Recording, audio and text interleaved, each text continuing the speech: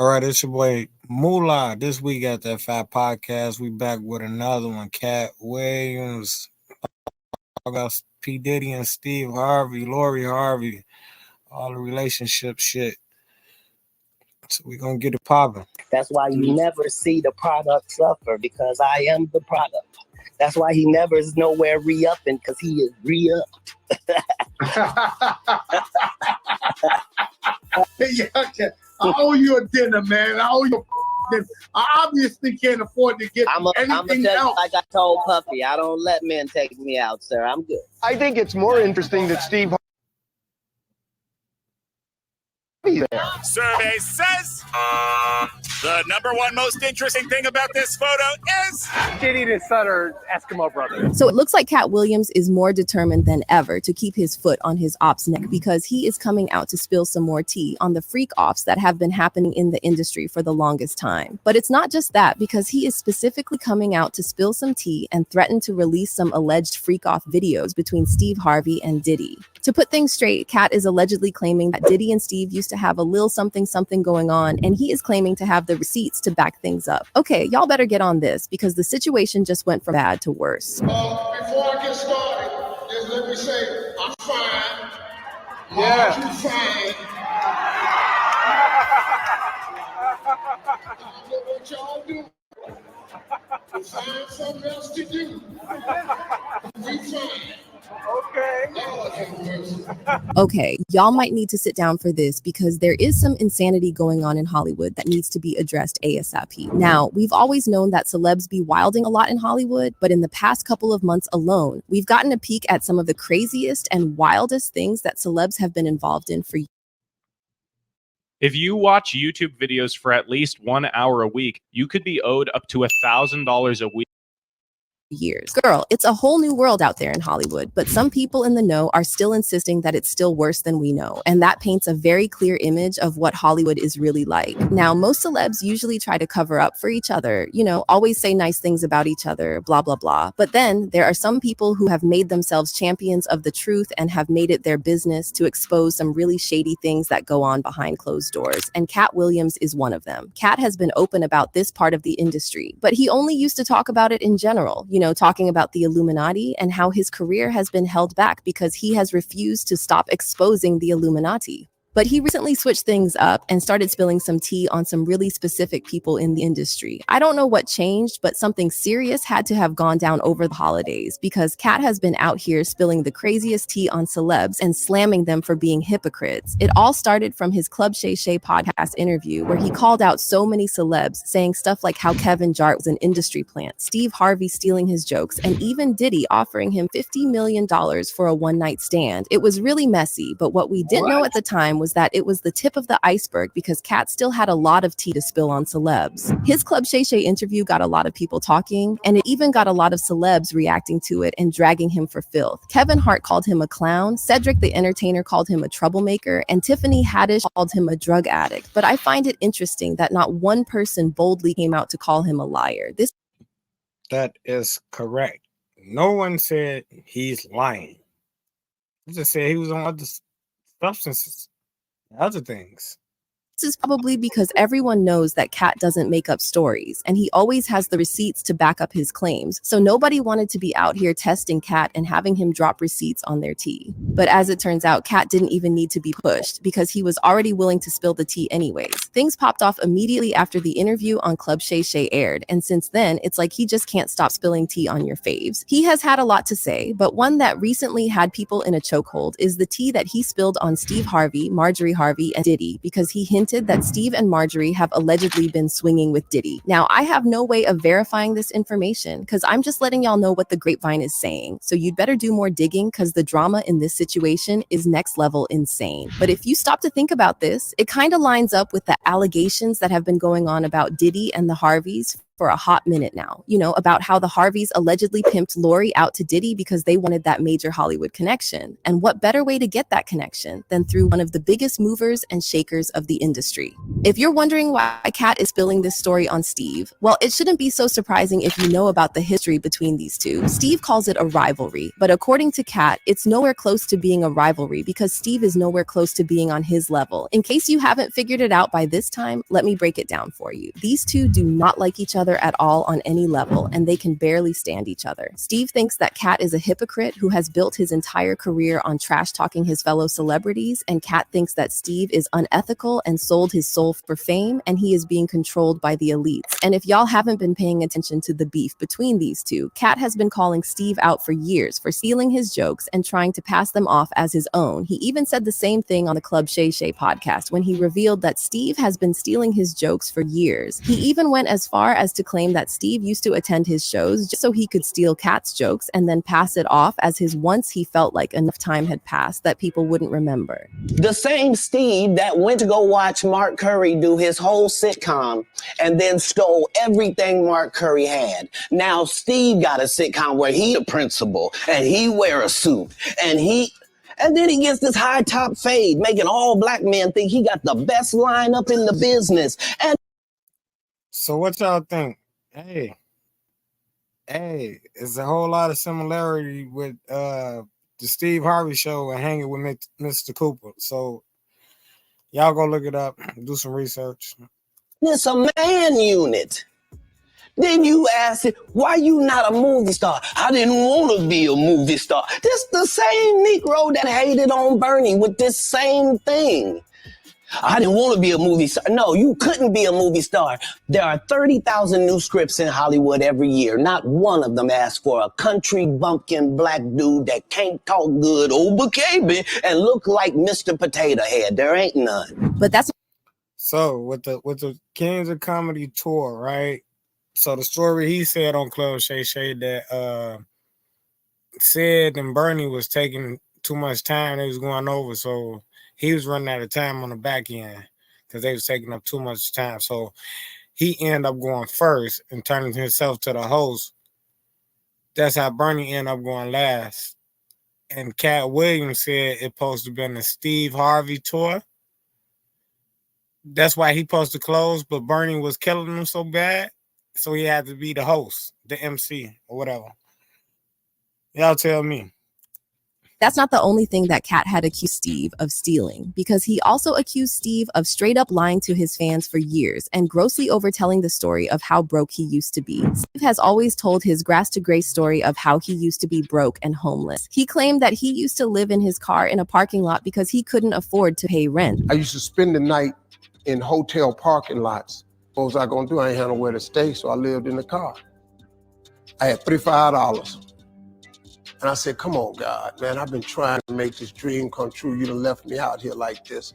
This has been one of the biggest stories of Steve's career because it's like a grass to grace story for him, and it has had people feeling inspired by him. But Katt came out to blast Steve, accusing him of lying because there was no time in Steve's life when he was broke enough to live in his car. But that's not the worst, because Katt also claimed that that was his story and not Steve. Like Steve Harvey telling people he used to be homeless. That's my story. That's not his story. Steve Harvey was never homeless.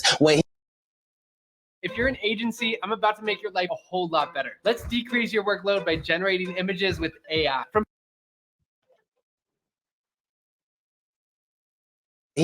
Mark Curry was touring with him 25 years ago. He was making $3,000 a show in cash and doing 5 shows a week. They just tell the stories. Thanks to my wife, I'm where I am. You said that about the first wife. You forget that? You told us it was her. Then you went and married somebody else that think like a man. Like, what are you talking about? They think they can rewrite history. So according So if y'all think about it, who's telling the truth here? People, help me out. Help me.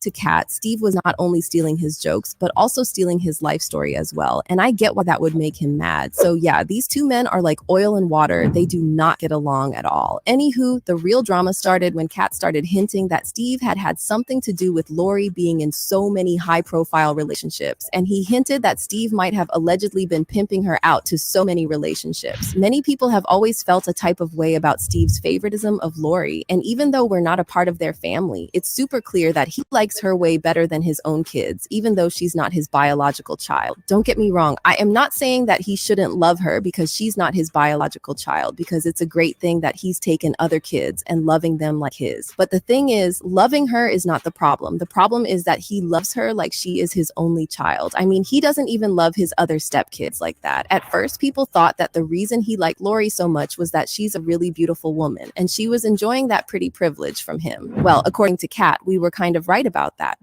Yeah, why did he pick her out of all the kids for her to be the celebrity daughter out the family? It's crazy. Because he allegedly decided to weaponize that pretty privilege into something else. He allegedly pimped her out to men, fame, and clout. Remember when Lori claimed that Steve used to take her on frequent father-daughter dates? One of my favorite moments was when I was about 15 years old and I told you I wanted to start dating. So you took me on one of our annual father-daughter dates to my favorite Japanese restaurant.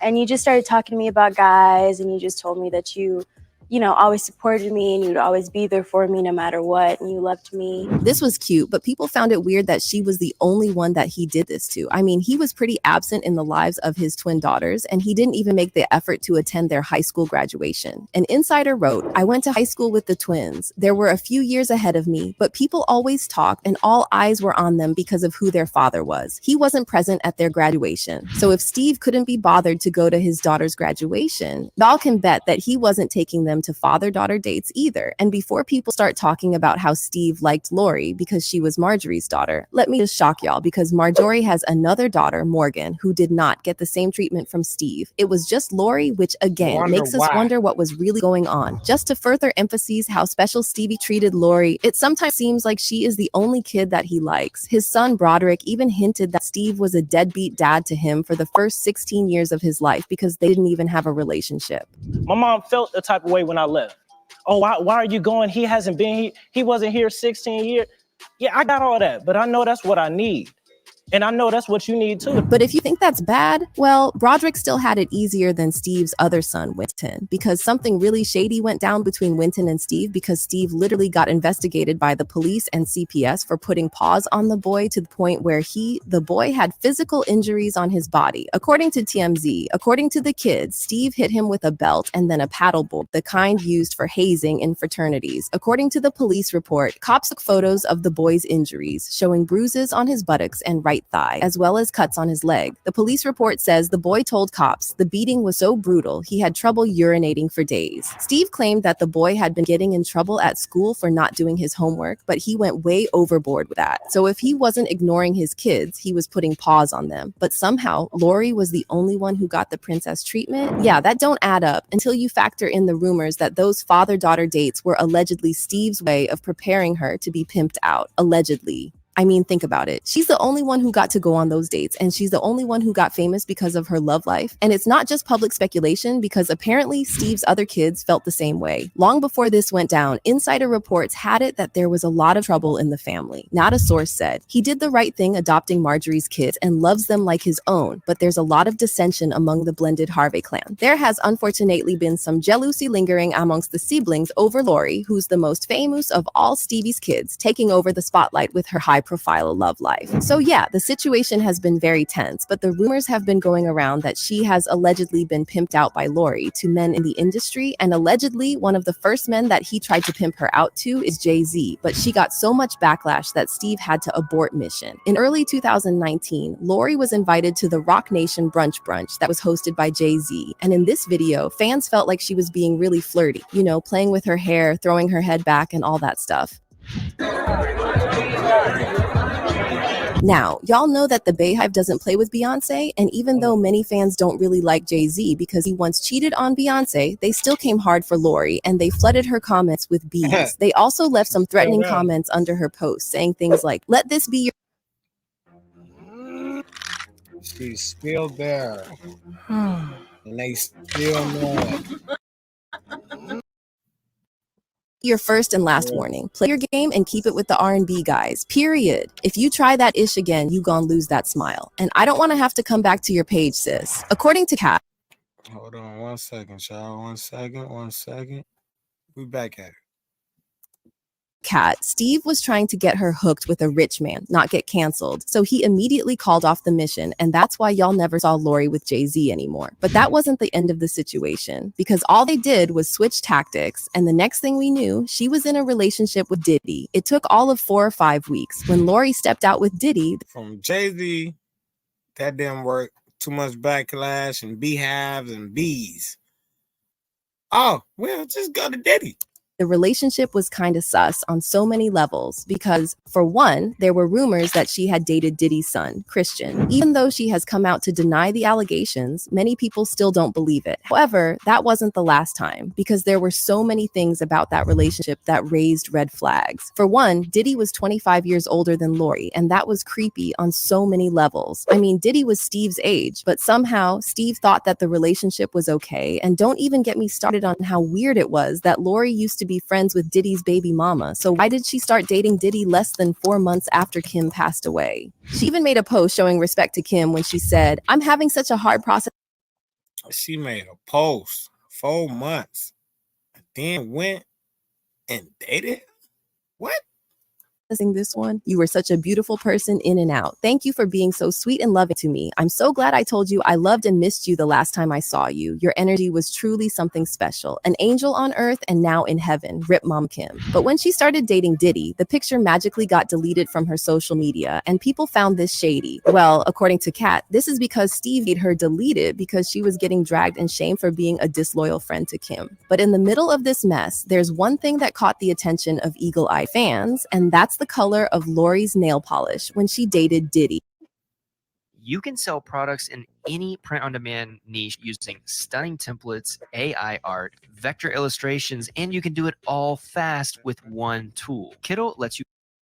Her nails were always painted white, which got people talking because y'all know what Cassie had to say about white nails and freak-offs, which is why people suspect that Lori was yet another victim of Diddy's freak-offs. Every time Lori stepped out with Diddy, her nails were painted white. Now, why is this such a big deal? Well, in Cassie's lawsuit, she dropped the bomb that Diddy had a particular liking for white nail polish. It wasn't just some quirky fashion preference. Oh no, according to Cassie, Diddy made her wear white nails because he loved the stark contrast against the dark skin of the male escorts he forced her to cozy up with. And it wasn't just Cassie who fell victim to the white nail saga. Rumors started swirling that he pulled the same thing with Young Miami because she had on white nails every time she was spotted with Diddy. The speculations went wild, hinting that she might have been entangled in Diddy's peculiar rendezvous. Fans also noticed that Lori stopped wearing white nail polish after her breakup with Diddy, and it led to rumors that she was probably traumatized or something. Now, at the time, people expected Steve Harvey to get in there and protect his precious baby girl from Diddy. She was the most important child, but he let her date someone with a reputation for treating women badly. Yeah, it didn't make a lot of sense until Katt came out to claim that Steve was probably involved in Diddy's freak-offs, and he allegedly used Lori as a stepping stone to get to Diddy. This had a lot of people adding 2 and 2 together, and they dug out this picture of Diddy and Marjorie on vacation with Lori and Diddy. What kind of parents go on a vacation with their daughter, especially since that daughter is in a relationship with a man their age? Yeah, it's sus, but Katt's story kind of gets better. According to Katt, Steve and Marjorie have allegedly been swingers, and they've both opened their marriage to other people. And that's why they've been able to kill off all the cheating rumors that they've both had in the past couple of years that they've been married. Now, Marjorie's past has been kind of shady, and people often talk about how she has allegedly been manipulating Steve for a long time. And girl, going by Marjorie's colorful past, it's not going to be so hard for her to do that. I mean, she literally earned the nickname of Lady Heroin, and if that doesn't tell you something, then I don't know what will. Her first husband, Jim Town, Townsend was a drug dealer who got busted. Marjorie was pregnant with their second child at the time, and the DEA suspected her of being involved in her husband's drug business. But Jim managed to convince the FBI to leave her out of this, and he took the fall for it.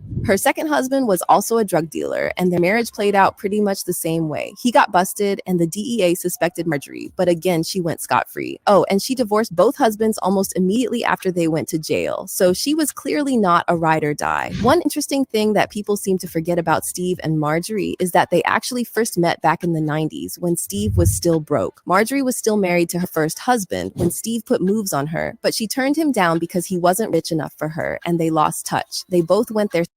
So was he broke? Because Katt Williams said he wasn't broke. Was he broke?